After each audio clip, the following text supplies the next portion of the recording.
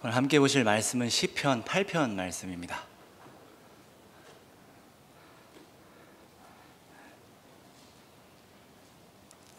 구약 성경 808면에 있습니다. 시편 8편 말씀을 제가 봉독하겠습니다.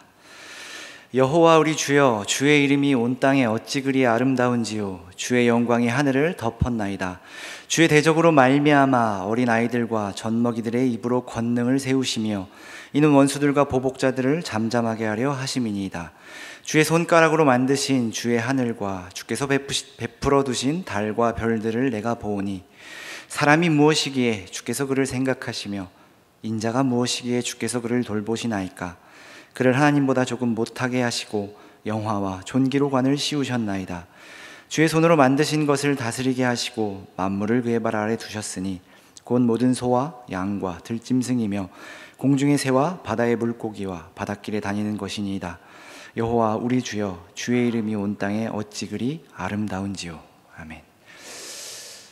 제가 목요 기도회 때 이 시편의 말씀을 나누고 있는데, 제 인생의, 제 신앙 인생에 나름 어떤 깨달음이 있었던 말씀이기도 하고 조금 더 자세히 하게 나눠봤으면 좋겠다라는 생각이 들어서 오늘 이 말씀을 함께 나누게 되었습니다. 오늘 시편 8편의 말씀은 다윗의 찬양 시입니다. 다윗은 주의 이름이 온 땅에 어찌 그리 아름다운지요 라고 하며 주님의 이름을 이제 아름답다라고 고백하며 하나님을 찬양합니다. 사실 이런 찬양의 가사 혹은 시 이런 표현들을 우리가 굳이 짚고 넘어가지 않아도 됩니다. 하나님 아름다우시구나, 하나님의 영광이 참 아름답구나, 이렇게 넘어갈 수 있고, 다윗이 하나님에 대한 아름다우심을, 그 영광을 고백하고 있구나 라고 정도로 생각하면 되긴 하지만 한 번쯤은 이런 의미에 대해서 한번 생각해 보아야 합니다. 오늘 시편에서 말하는 하나님의 이름, 그리고 그것이 아름답다라는 것에 대해서 이제 어떻게 우리가 이해해야 하는가. 물론 이제 시적인 표현이고 그냥 그게 하나님이 아름다우십니다 이렇게 표현한 거겠지만, 이름이 아름답다라는 말은 문자 그대로 여호와라는 하나님의 이름이 참 이쁩니다, 아름답습니다 이렇게 말하는 것은 이제 아니라는 것 정도는 우리가 알고 있죠. 너의 이름이 참 아름답구나 라는 것이 정말로 제 이름 최충만이 아름답다라는 게 아니라 어찌 보면 그거보다 더 큰 의미를 담고 있는 표현이라는 것이죠. 특별히 성경에서의 이름은 조금 더 특별한 의미를 지니기도 하죠. 그 사람의 본질을 의미하기도 합니다. 한 예로 이제 아브라함의 뜻은 이제 열국의 아비라는 뜻입니다. 하나님께서 아브라함에게 나타나시고 원래 이름은 아브람이었지만 하나님께서 너로 하여금 열국의 아비가 되게 하겠다라고 하시며 아브라함이라는 이름으로 바꿔주시죠. 그러니까 그 이름은 어찌 보면 그의 인생을 대변하는, 혹은 그의 인생을 요약하는, 그 인생의 본질을 담고 있는 이름인 것입니다. 그래서 아브라함을 우리가 설명할 때 믿음의 조상, 열국의 아비라는 말로 그의 모든 삶을, 그리고 모든 것을 이제 담을 수 있다라는 거죠. 그러니까 여호와라는 이름의 뜻은 우리가 알듯 스스로 있는 자라는 뜻이며, 하나님의 영원하심과 자존하심, 그리고 원인이 없으신 유일하신 존재임을 이제 강조하는 고유한 하나님의 이제 거룩한 이름이라고 할 수 있습니다.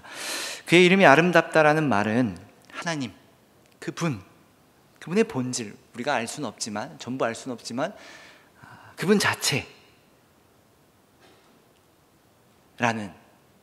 그 존재가 얼마나 아름답습니까? 라고 다윗이 이제 찬양하고 있다라는 것이죠. 쉽게 설명하면, 물론 쉽게 설명하는 게 쉽지 않더라고요. 너의 이름이 아름답다라는 말은 너라는 사람이 참 아름다워, 너의 생각, 너의 마음, 너의 모든 것이 아름답다라는 의미일 것입니다. 그러니까 하나님의 이름이 아름답다라는 말은 하나님의 그 모든 것이 나로 하여금 그것을 아름답다라고 말하게 합니다 라는 뜻입니다. 그래서 주님의 이름이 아름답다라는 말은 쉽게 주님의 모든 것이 아름답습니다, 이렇게 이야기하는 것이죠. 자, 그렇다면 이 아름답다라는 뜻은 또 무엇일까 생각해 봐야겠죠. 제가 이걸 설명하려고 이제 고민을 막 해보니까 너무 어렵더라고요.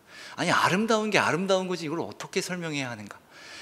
더욱이 우리가 아름답다라고 흔히 생각하는 내용들로 하여금 하나님을 아름답다라고 표현하려고 하니까 말이 안 되는 것 같기도 하고, 도대체 하나님이 아름답다라고 왜 이야기했을까라는 고민이 들더라고요. 그래서 뭐라고 표현할 수 있을까? 사실 이게 잘 설명이 안 되면 사전적 의미를 보통 찾아보게 됩니다. 사전적 의미가 뭔지 찾아봤는데, 보이는 대상이나 음향, 목소리 따위가 균형과 조화를 이루어 눈과 귀에 즐거움과 만족을 줄만 하다라는 이제 그런 상태가 아름답다라는 상태라는 거예요. 조화와 균형과 조화를 이루어 눈과 귀에 즐거움과 만족을 주는 것, 혹은 어떤 상태, 모습, 만족을 주는 사람을 이제 아름답다라고 말할 수 있는 것입니다. 그럼 여호와의 이름이 아름답다라는 말을 정리해 보면, 하나님의 존재가, 하나님의 모든 것이 우리에게 완벽함으로 다가와서 우리의 눈과 귀에 즐거움과 만족을 주신다, 이렇게 표현할 수 있겠죠. 좀 더 성경적으로 표현하면 우리에게 하나님의 모든 것이 완벽함으로 다가와 우리에게 기쁨이 되며 우리에게 만족이 된다, 이렇게 표현할 수 있을 겁니다. 사실 이것도 좀 어려워서 제가 오늘 박영성 목사님과 잠깐 어디 다녀오는 길에 여쭤봤어요. 아름답다라는 말을 설명하기가 참 어려운 것 같습니다, 이렇게 말씀을 드렸더니 이렇게 말씀하시더라고요. 승리, 영광, 아름다움. 승리보다 더 큰 의미가 영광이고, 영광보다 더 큰 의미가 이제 아름다운 것이다, 이렇게 설명을 하십니다. 저는 참 이 설명이 확 와닿더라고요.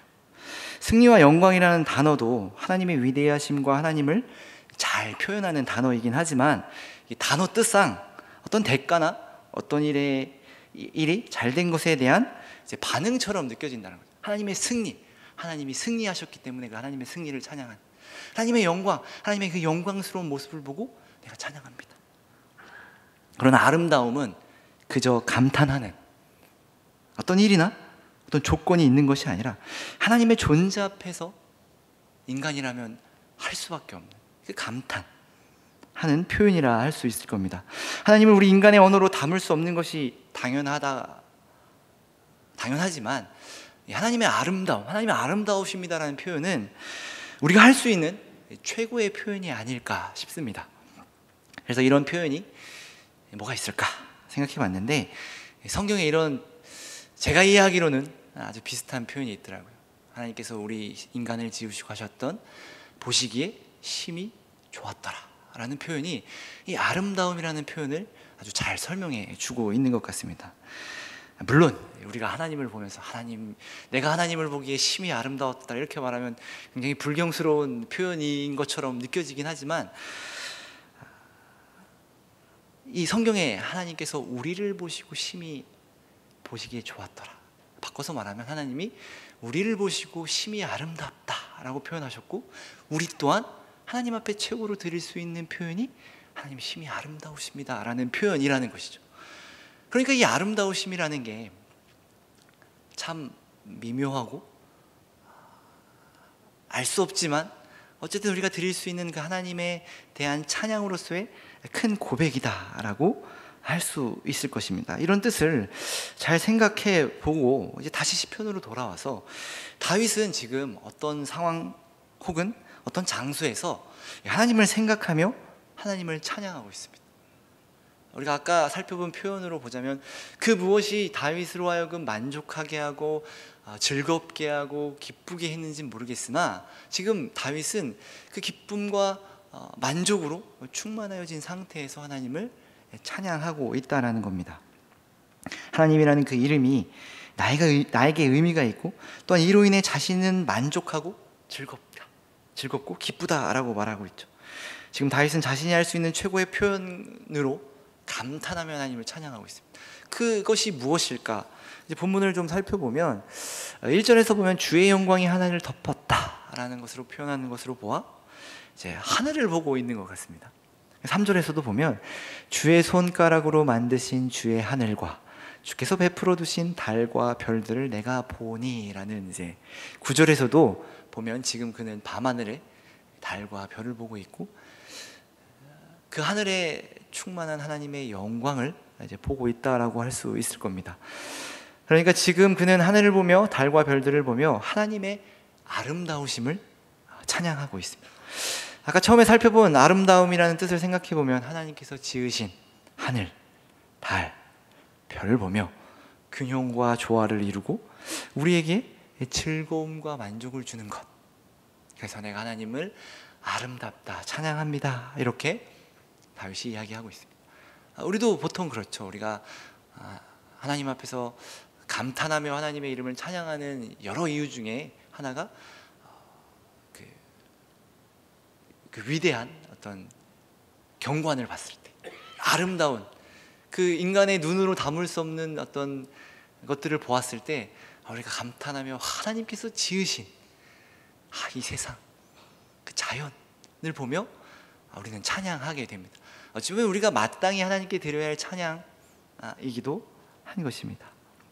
두 번째로 2절을 보면 두의 대적으로 말미암아 어린아이들과 젖먹이들의 입으로 권능을 세우시며 이는 원수들과 보복자들을 잠잠하게 하려 하십니다 라는 고백을 합니다. 쉬운 성경을 한번 봐보면 이렇게 표현합니다. 주께서는 어린아이들과 젖먹는 아기들이 주님께 찬양을 올리도록 하셨습니다. 주님께 대항하는 원수들과 적들과 보복하려 하는 자들을 침묵시키기 위해서입니다 라고 번역하고 있습니다. 즉 이 어린아이들과 젖먹이들, 아무 힘이 없고 아무것도 할 수 없는 자들의 입을 통해 하나님을 찬양케 하셨고 이로 하여금 원수들의 입을 잠잠케 하신다라는 말입니다. 이건 이렇게 이해할 수 있을 겁니다. 세상에서는 작은 자요 아무것도 할 수 없는 연약한 자들을 사용하시고 그들을 세우셔서 하나님의 영광이 되게 하신 것이 하나님의 아름다움이십니다 라는 말입니다.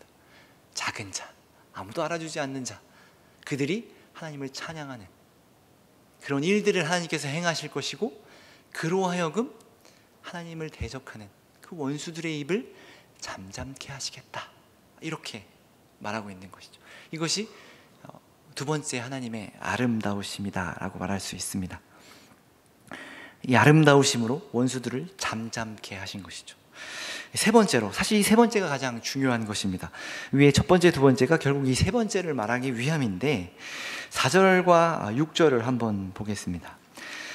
사람이 무엇이기에 주께서 그를 생각하시며 인자가 무엇이기에 주께서 그를 돌보시나이까. 그를 하나님보다 조금 못하게 하시고 영화와 존귀로 관을 씌우셨나이다. 주의 손으로 만드신 것을 다스리게 하시고 만물을 그의 발 아래 두셨다라고 다윗이 이야기합니다. 지금까지 내용을 상황으로 이렇게 영화의 장면 혹은 드라마의 장면으로 생각을 해보면 다윗은 밤에 나와 하늘에 떠있는 달과 별을 보며 감동하며 그 하나님께서 지으신 모습을 보며 자연들을 보며 감탄하며 하나님을 찬양하고 있습니다. 주께서 지으신 하늘과 달과 별을 보니 주께서 그 만드신 것으로 하여금 나를 만족해 하시고 감격하게 하심을 찬양을 하죠. 그렇게 감격하고 찬양을 하고 있다 보니 한편으로는 이제 기가 막힌 거죠. 뭐가 기가 막히냐면 그 모든 것이 하나님께서 나를 위해 하시는 것임을 깨닫게 된 것입니다. 자신의 인생을 돌아보니 도대체 사람이 무엇이기에, 도대체 내가 누구이기에, 도대체 내가 무엇이기에 하나님께서 나를 생각하시고 돌보시는 것인가.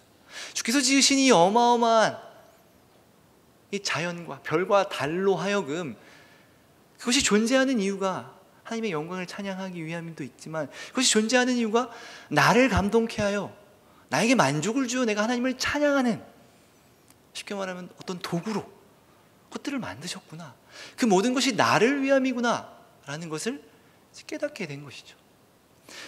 그러니까 하나님의 아름다우심이 구체적으로 뭔지는 우리가 잘 모르겠지만 그 하나님의 아름다우심은 우리를 위함이고 그 하나님의 아름다우심으로 하여금 우리가 만족해 되고 기쁨이 되고 우리가 그걸 통해서 하나님을 찬양하게 하시는 그 하나님의 놀라운 섭리임을 다윗이 깨닫게 된 것이죠. 하나님의 형상으로 지으시고 영화와 존귀한 존재로 만드시고 세상을 다스리게 하시니 얼마나 아름다움과 감탄하며 하나님을 찬양하고 있는 것입니다. 다윗은 우리를 돌보시고 이끄시는 하나님이 아름답다라고 표현을 합니다. 더 나아가 다윗은 그 아름다움의 중심에 사람이, 인류가, 더 나아가 내가 있다라는 것을 깨닫고 그의 아름다우심을 찬양하고 있는 것입니다. 이 시편이 다윗의 개인 시로 그냥 이렇게 끝난다면 이 어마어마한 것을 깨달았구나, 나도 그것을 깨달아 감사하며 기뻐해야겠다, 그렇게 기도해야겠다, 이렇게 볼 수 있을 것입니다. 하지만 이 시편은 어떤 사람들의 개인적인 고백으로만 끝나진 않습니다. 물론 그런 고백이 있지만 성경에 기록된 하나님의 말씀이죠. 즉 이 고백 가운데 하나님과 하나님의 말씀이, 하나님이 우리에게 하고자 하시는 말씀이 들어있다라는 겁니다. 특별히 이 시편은 메시아 시편이라고 불리기도 합니다. 시편의 별명 중에 하나입니다. 메시아 시편. 이는 메시아를 나타내는 시편, 그리고 메시아의 어떤 고백들이 담겨져 있는 시편, 그리고 메시아의 통치와 심판을 선언하는 시편들입니다. 그러니까 다윗의 시가 특별히 그 메시아 시편이 굉장히 많은데 이 다윗이 기록했음에도 그 가운데 메시아의 통치 그리고 메시아의 어떤 고백들이 등장한다라는 거죠. 그러니까 이 시편들은 메시아, 즉 예수 그리스도를 나타내고 있다라는 말입니다. 더욱이 이 다윗의 시편에는 그것이 더욱더 많이 드러나기도 하고, 그리고 예수님께서도 이 다윗에 대한 이야기를, 이 시편에 대한 이야기를 언급하신 적이 있죠. 그래서 이 시편 110편 1절인데 여기 보면 다윗이 그리스도를 본 혹은 경험한, 아는 듯한 이야기를 합니다. 예수님께서 언급하셨는데 여호와께서 내 주에게 말씀하시기를 내가 내 원수들로 내 발판이 되게 하기까지 너는 내 오른편에 앉아 있으라 하셨도다, 이렇게 이야기를 합니다. 다윗은 하나님과 주라 부르는 어떤 분에게 말씀하시는 것을 이제 보고 있는 것 같이 보여지죠. 그래서 예수님도 이제 이 이야기를 하시면서 어찌 다윗이 그 메시아를 주라 칭했겠냐, 이렇게 말씀하셨죠. 그러니까 다윗 시편에는 그리스도가 담겨져 있고 그의 말씀, 그의 통치, 그의 행하실 일들이 기록되어 있다, 숨겨져 있다, 혹은 예언되어 있다, 이렇게 볼 수 있습니다. 그렇다면 이 하나님의 아름다우심을 찬양하는 시편 8편의 말씀은 그리스도를 나타내고 있다라고 볼 수 있습니다. 이렇게 생각하고 시편을 보면 이제 생각나는 사건이 있습니다. 우리를 돌보시고 우리를 생각하시는 하나님, 그 아름다우심이 분명히 드러난 사건입니다. 여러분 어떤 사건이 떠오르시나요? 우리를 돌보시고 우리를 생각하시는 하나님, 그것이 우리에게 드러난 사건 무엇일까요? 바로 십자가 사건입니다. 바로 예수 그리스도의 십자가 사건이 하나님께서 나를 생각하시고 우리를 돌보시는 하나님의 사랑이 이 세상에 분명히 드러난 사건이죠. 사실 다윗의 이 고백, 사람이 무엇이기에 주께서 그를 생각하시고 인자가 무엇이기에 주께서 그를 돌보시나이까라는 고백은 이 십자가, 하나님의 그 사랑을 떠오르게 합니다. 특별히 오늘 말씀 중에 8편 2절은 예수님께서 언급하시며 이 시편이 그리스도에 대한 예언의 말씀이었다라는 것을 밝히 드러내셨습니다. 예수께서 8편 이 시편의 말씀을 성취하신 것입니다. 그 말씀은 이제 마태복음 21장에 나오는데요. 마태복음 21장을 한번 찾아보면 이 마태복음 21장 이제 12절에 이제 성전을 깨끗하게 하시는 사건이 나옵니다. 예수님께서 성전을 깨끗게 하시고 다 뒤집어 엎으시죠. 우리의 입장에서 보면 깨끗하게 하신 건데, 이제 유대인들의 입장에서, 바리새인들과 대제사장의 입장에서 보면 그 성전에서 이렇게 난동을 부리신 거죠. 이렇게 이제 그 사건에서 이제 깨끗게 하시고 맹인들과 저는 자들을 고쳐주셨는데, 이와 함께 성전에서 아이들이 호산나 다윗의 자손이여라는 외치는 사건이 같이 발생합니다. 그래서 21장 15절에 보면 이를 본 대제사장들이 이렇게 이야기를 합니다. 예수께서 하시는 이상한 일과, 이상한 일이라는 것은 성전을 깨끗게 하신 사건, 성전에서 난동을 부리는 사건을 이상한 일이라고 생각을 하고 있는 겁니다. 이상한 일과 또 성전에서 소리를 질러 호산나 다윗의 자손이여 하는 어린이들을 보고 노하여, 화가 납니다. 노하여 예수께 말하되 그들이 하는 말을 듣느냐, 이렇게 이야기를 해요. 이게 무슨 뜻일까요?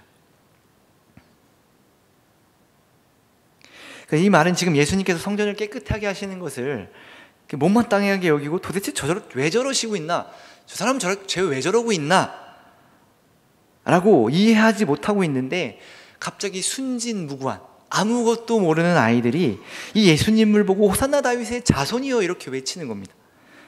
화가 난 거죠. 쉽게 말하면 예수님께 이렇게 따지고 있는 거죠. 지금 저 모르는 아이들이 당신 때문에 신성모독을 하고 있습니다, 이렇게 이야기를 하는 겁니다. 지금 당신이 행한 일 때문에 지금 이 아이들이, 아무것도 모르는 아이들이 죄를 범하고 있습니다. 지금 당신 뭐 하고 계십니까? 이렇게 따지고 있는 거죠. 이때 예수님께서 이 8편 2절의 말씀을 인용하시면서 이렇게 이야기를 하시죠. 그렇다, 어린아기와 젖먹이들의 입에서 나오는 찬미를 온전하게 하셨나이다 함을 너희가 읽어본 일이 없느냐, 이렇게 말씀하시죠. 이 일이 지금 실제로 일어나고 있음을 예수께서 알리신 것이죠. 그래서 이 사건이 시편 8편의 성취가 됨을 예수님께서 나타내셨습니다. 세상에서 가장 약한 존재, 아무것도 모르는 존재로들로 하여금 하나님 자신의 이름을 높이시며 권능을 세우셨고 원수들을 잠잠케 하셨죠. 예수께서 가시는 그 길, 세상은 알지 못하고 이해할 수 없는 그 길, 지금 종교 지도자라는 대제사장들과 바리새인들은 이해할 수 없는, 이해하지 못하고 있는 그 일들을 아무것도 모르는 어린아이들의 입술을 통해서 찬양케 하셨다라는 거죠. 그의 길에 권능과 영광을 세우신 것입니다. 이제 그 길이 바로 십자가의 길임을 알게 됩니다. 그의 아름다우심이 세상에 드러나는 사건이죠. 그런데 여기서 문제가 생기는 것 같습니다. 아까 아름다움이라는 말이 균형과 조화가 우리에게 완벽함으로 다가와 우리에게 만족과 기쁨을 준다라고 했는데, 하나님의 아름다우심은 세상에서 말하는 아름다움과 거리가 먼 것 같습니다. 그리고 우리의 기대와는 거리가 멀게 느껴진다는 겁니다. 실제로 유대인들에게 이 하나님의 아름다우심이, 십자가 사건은 그들의 기대와는 너무나도 달랐습니다. 예수님이 하고자 하시는 일은 적어도 이스라엘 백성들이 보기에 하나도 아름답지 않았고 하나도 영광스럽지 않았고 그들의 기대를 충족시키지 못했습니다. 만족하여 기쁨과 유익을 주기는커녕 실망했고 배신당했다 생각했고 낙담하게 했고 좌절하게 했습니다. 그로 하여금 예수를 십자가에 못 박은 것이죠. 그들이 느끼는 배신감, 좌절감, 그리고 그들에게 충족되지 못하는 어떤 그런 기대, 모든 것을 버리고 예수를 따랐지만 채워지지 않는 어떤 그런 것을 분노로 표출한 것이죠. 십자가의 죽음을 아름답다라고 말할 수 있을까요? 누가 그렇게 말하겠습니까? 어떤 고귀한 죽음도 아니고 죄인으로 정죄받으시고 로마에 잡혀 최악의 형벌인 십자가에 달려서 죽으시는 그 모습, 제자들도 떠나고 그를 따르는 모두가 떠난, 모두가 외면한 쓸쓸한 죽음, 그 모습이 어찌 아름답다라고 이야기할 수 있겠습니까? 그것이 어찌 하나님이 돌보시고 생각하시는 모습이라 우리가 볼 수 있겠습니까? 예수님께서 나의 하나님 어찌하여 나를 버리셨나이까? 라는 고백처럼 버리신 사건처럼 보입니다. 그런데 이 버리신 사건이 하나님의 아름다우심을 드러낸 사건이라 지금 계속해서 성경은 우리에게 이야기합니다. 여기 무슨 하나님의 아름다우심과 영광이 있겠습니까? 그런데 성경은 여기 하나님의 영광이 있고 그 아름다우심이 있다. 아니, 하나님께서 그 길 가운데, 그 십자가 가운데 하나님의 영광과 아름다우심을 담으시겠다 말씀하십니다. 빌립보서 2장 8절과 11절에서 보면 이렇게 말씀하죠. 사람의 모양으로 나타나사 자기를 낮추시고 죽기까지 복종하셨으니 곧 십자가에 죽으심이라. 이러므로 하나님이 그를 지극히 높여 모든 이름 위에 뛰어난 이름을 주사 하늘에 있는 자들과 땅에 있는 자들과 땅 아래에 있는 자들로 모든 무릎을 예수의 이름에 꿇게 하시고 모든 입으로 예수를 그리스도를 주라 시인하여 하나님 아버지께 영광을 돌리게 하셨느니라. 하나님께서는 세상이 보기에는 낮고 초라하고 망하는 것 같은, 버려진 것 같은 그 모습에, 아니 세상이 말하는 실패에 그의 아름다우심과 영광을 담으십니다. 세상이 보기에 그럴듯하고 이해할 수 있는 방법이 아닌, 이해할 수 없고 상상할 수 없는 방법으로 우리를 구원하시고 그의 아름다우심과 영광을 보이십니다. 대제사장들과 바리새인들은 이해할 수 없었던 그런 방법을 보이십니다. 어쩌면 신앙생활을 하고 있는 우리들에게도 이와 비슷한 사건들이 매일매일 벌어질지도 모르겠습니다. 나의 신앙으로는 이해할 수 없는 일들, 하나님을 믿는다면 일어날 수 없는 일들, 그 일들이 매일매일 벌어집니다. 그런데 하나님은 그 일 가운데, 아니 나의 인생 속에 아름다우심과 영광이 담겨져 있다, 이렇게 말씀하고 있는 겁니다.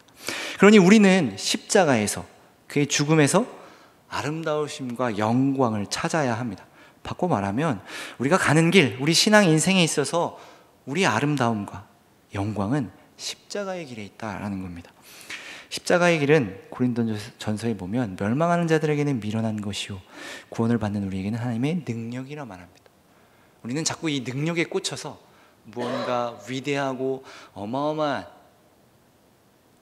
것들이 일어날 거라, 그런 것들이 십자가의 길일 것이다 하지만 모두가 미련하다고 말하는 길이라 이야기를 하는 겁니다.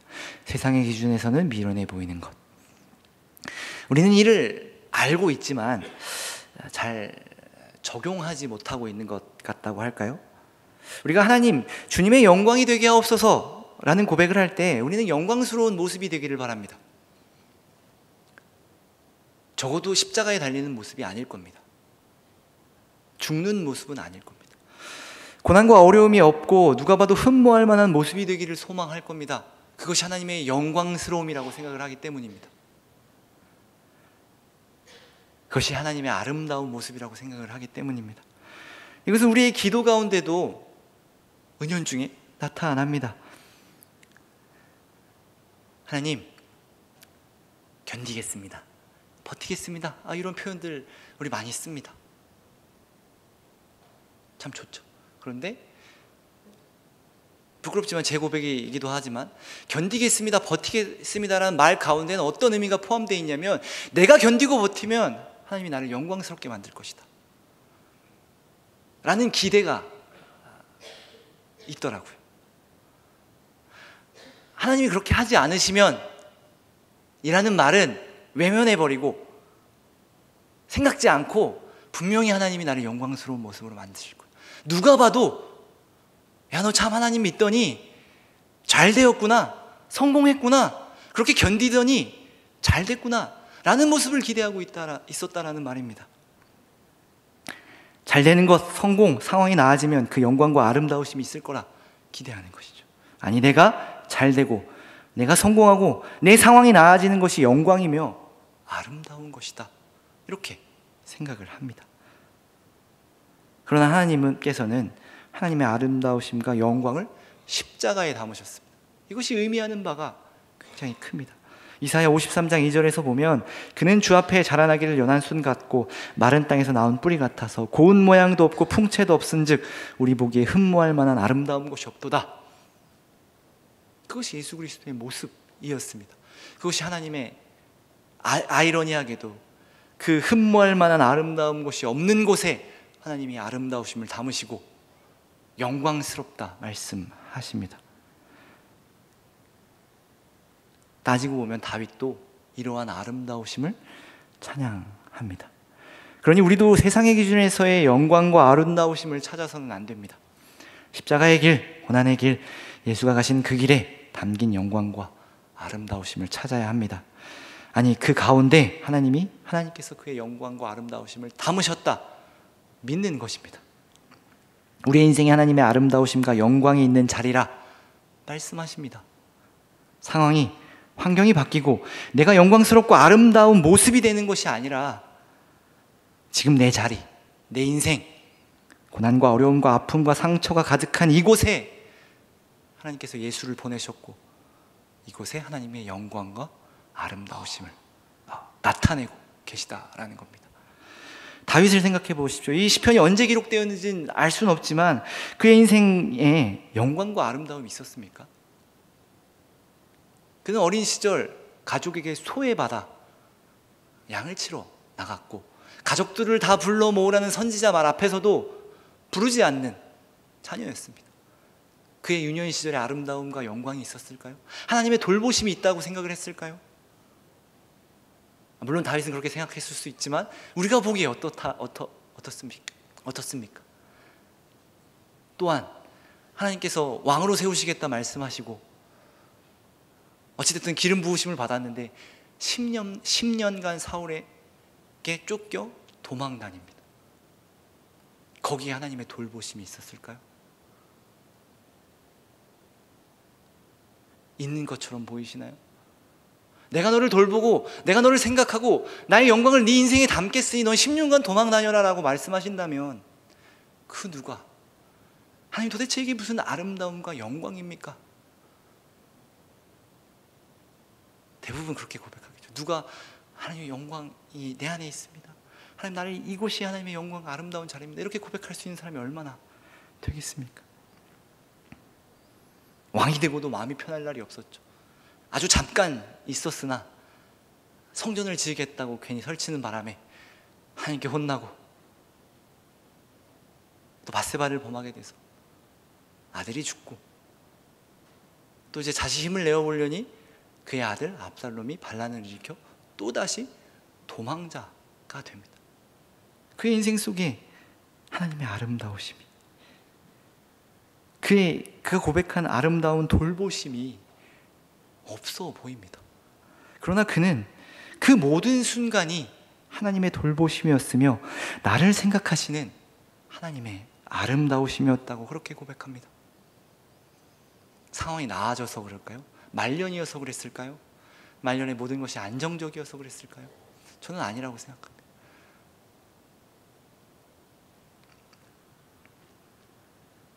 다윗의 상황이 나아져서가 아닙니다. 자신의 인생 전부가 그 모든 순간이 하나님의 아름다우심, 그 아름다운 돌보심이었다라는 것을 알게 된 것이고 알게 되었으니 보이게 된 것이고 그렇게 고백하게 된 것입니다. 저는 우리 인생 가운데 하나님께서 뜻이 있으시고 우리 인생 가운데 하나님의 뜻을 이루실 거다라는 말이 저는 이렇게 들립니다. 우리가 어떤 자리에 있든지 하나님의 영광과 아름다우심이 담은 자리라고 고백할 수 있는 사람으로 만드는 것, 그것이 하나님이 우리에게 뜻하신 것이다. 저는 이렇게 생각합니다. 그러니 우리는 계속해서 그 자리로 나아가야 할 것입니다. 내가 신앙이 좋아져서 어떤 위대한 일을 하고 어떤 하나님의 그 일하심 속에 사용을 받는다, 이것이 하나님께서 나의 인생을 통해서 행하실 일이다, 나는 그것을 보기 원한다가 아니라 나를 하나님의 영광과 아름다우심을 고백하는 사람으로 만드시겠다. 그 어떤 자리에서도, 그 어떤 상황 속에서라도 그것을 보게 하시겠다 말씀하시는 그것이 하나님의 뜻이라 이렇게 생각합니다. 우리 모두가 그 자리로 나아가는 것, 그것이 신앙입니다. 상황을 바꿔달라고 좀 나아지면 내가 하나님의 영광과 아름다우심을 고백하겠습니다가 아니라, 하나님, 내가 지금 이 상황 가운데 하나님의 영광과 아름다우심이 있는 걸 압니다. 그것을 보게 하여 주옵소서 라는 기도가 더욱더 저는 현실적인 기도라 생각합니다. 지금 내 현실이, 지금이 하나님의 아름다우심과 영광이 충만한 자리라는 것을 여러분 아셨으면 좋겠습니다. 우리 모두가 알기를 원합니다. 지금 잘 되고 있어서, 모든 일이 잘 풀리고 있어서 영광과 아름다우심이 아니라, 그 일들과 상관없이 지금 있는 내 자리가, 하나님이 함께 하시는 이 자리가, 하나님께서 찾아오신 이 자리가 내 인생이 하나님의 영광이 되는 자리이며 하나님의 아름다우심이 있는 자리이며, 더 나아가 내가 하나님의 영광이 되며 하나님의 아름다우심이 되는 것, 그것이 우리를 향하신 하나님의 뜻과 계획입니다. 이 모든 하나님의 영광과 아름다우심을 고백할 수 있는 저와 여러분이 되기를 바랍니다. 기도하겠습니다. 사랑의 하나님,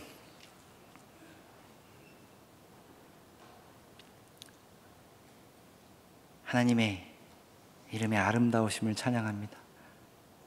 우리가 자꾸 그것의 이유를 찾지 않게 하시고, 하나님이 나와 함께 하시며, 지금 나를 세우신 이 자리가, 하나님께서 나를 세우신 이 자리가 하나님의 영광이 있는 자리이며 영광스러운 자리이며 하나님의 아름다우심이 충만한 자리라는 것을 깨달아 우리 인생 속에 고난과 어려움이 올 때마다 나는 하나님의 영광이 된다, 나는 하나님의 아름다우심이 되어간다, 나는 자라나간다 라고 고백할 수 있게 하시고, 슬프지만 기뻐하게 하시고 울면서 감사하게 하시고, 그렇게 한 걸음 한 걸음 주님께 가까이 갈 수 있는 주님의 귀한 자녀가 되게 하옵소서. 예수님 이름으로 기도합니다. 아멘.